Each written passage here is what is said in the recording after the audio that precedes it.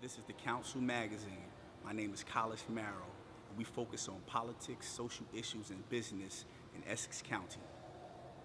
We're here with College Marrow in the Council Magazine, and we're interviewing Reginald Bledsoe, who's a part of the Unity Slate, a Newark School Board candidate. How are you doing today, Mr. I'm doing well.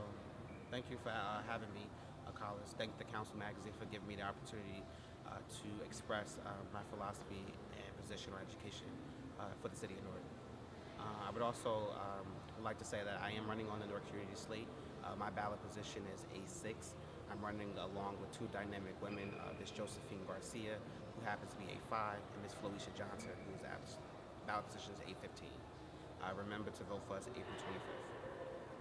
I am 26 years old, born and raised in the city of Newark.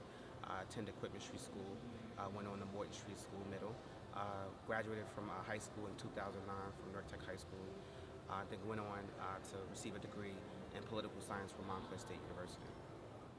I've been in education all my life. I'm 26 years old. My grandmother has always instilled in me the importance of education.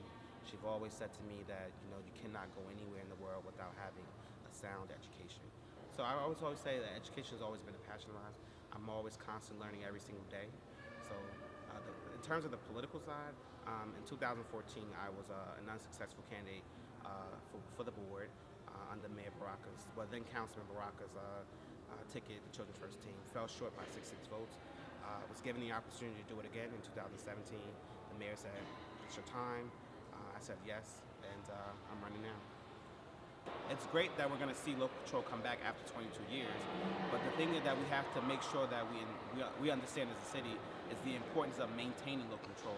We don't want to see 5 years later where we get it back, and then 5 years later the state of New Jersey is knocking on our door again saying we want to take over your school system. So local control, but maintaining local control is what's important. We have to begin to shape the direction in which how we would like to see our school system. So local control is very important. We've had enough of the state being here after 22 years. They've done some bad, they've done some good, but it's time ultimately that we come home and allow us, our local elected officials, to run and shape the future of our own children. So I can only think of two words: self-determination, and I'm excited about that.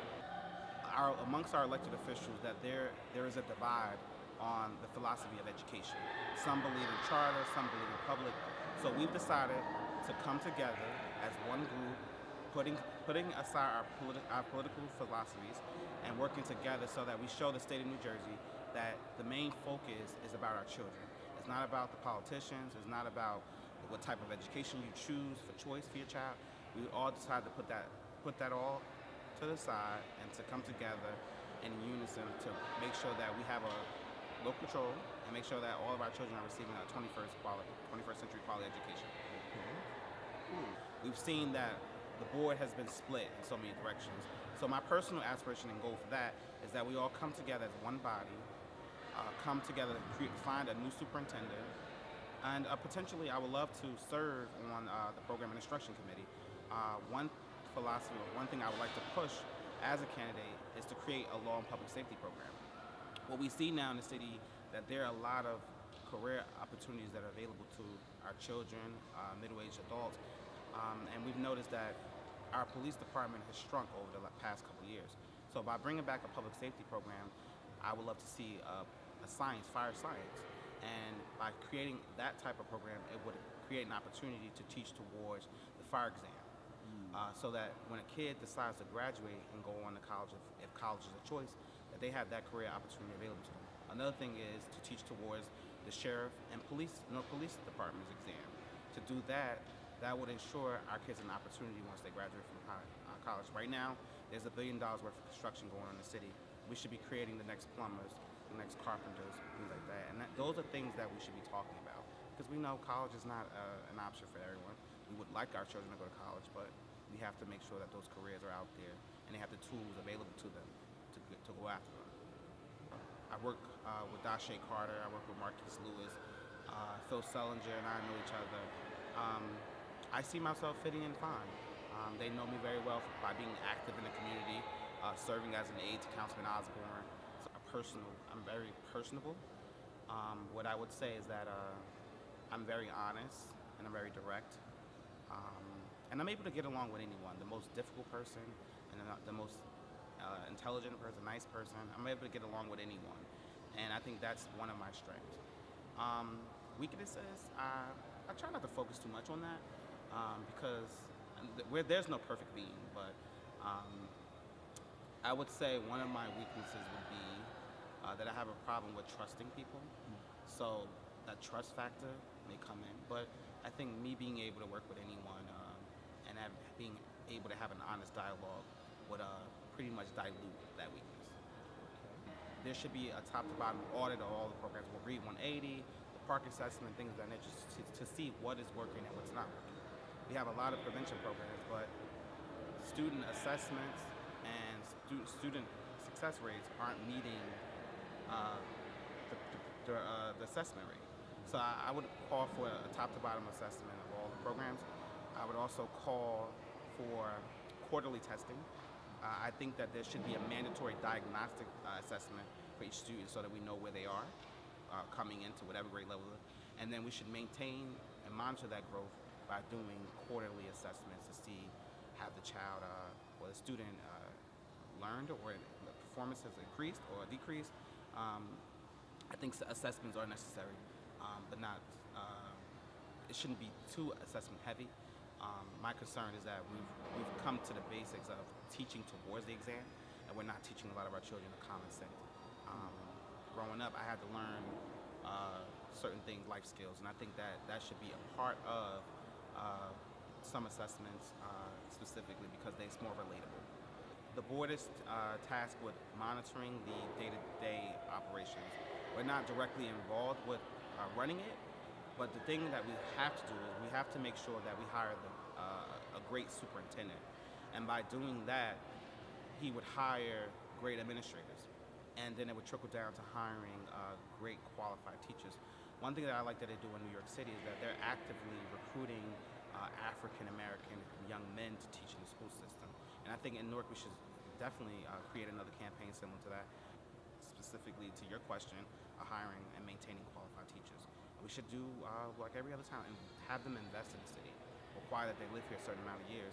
We don't want to see them try to come here to pay off their student loans and then go 5 or 6 years later they leave. One thing I've learned when I was attending New York public schools, we've had generation teachers who taught my father, who probably taught some of your family members and probably went on to become your teacher.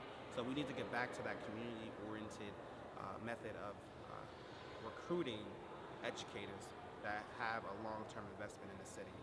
First of all, the community is the main reason why we're given the opportunity to serve on the board. So every decision, every vote, every response or question I raise before the board would always have the community's best interests at heart. One thing that I would like to propose is that the school board host community forums because everyone can't make it to a school board meeting. Everyone cannot get down to 2C Street for the business meeting. So I think as a board member, and I hope under my leadership, that we facilitate tours throughout the city, preferably on the weekend, so that we can get more members of the community to come out and address their concerns about the district. That there is a divide in the community amongst public and charter. The thing is, what I see the concern is for those parents who educate their children in charter is that they want quality education for the kids. And I believe in one thing called best practices. Best practices, for example, if you look at the intent and why charter schools were created, that intent was to do things that were not done in the public schools. And then once those things have been proven to be successful, you bring those practices over to the public schools. That was the original intention of charter schools. Now, what we're seeing now is we're seeing charters are completely replacing the public school system, and that's not something we should be moving in the direction towards, because what we're doing is one system is replacing the other. And we've seen that practice does not work. We've seen it in New Orleans, we've seen it in Chicago. We all know what the expansion of charter really means. It means to go after the unions, to be honest. But what we have to do, we have to bring social services back into public schools and understand why are some of these kids not performing. And bringing in a nonprofit, bringing in government, bringing in healthcare, these are reasons to support that child holistically. One thing I would like to do is I will be a watchdog over taxpayer dollars. What we've seen down 2 Cedar Street, we've seen just recently, 2 years ago, we've seen that central office spent millions of dollars on food. So my question would be, who benefited from the ordering of this food? Was it community meetings? Was it staff? Was it retreats? These are things that we have to make sure that the board has a hand on the pulse. The reckless spending. Another priority would be of mine, more community involvement, more student involvement. Every child in this district should know what a school board member does. Every child in this school district should know what the relationship of the school board and the superintendent is. Just educating and providing hands-on services. There's a thing called the McKinney-Vento Act that assists homeless families. And if you go to the average family that's affected by that, all they know is to call City Hall, not knowing that those services are available to that child down on 2 Street.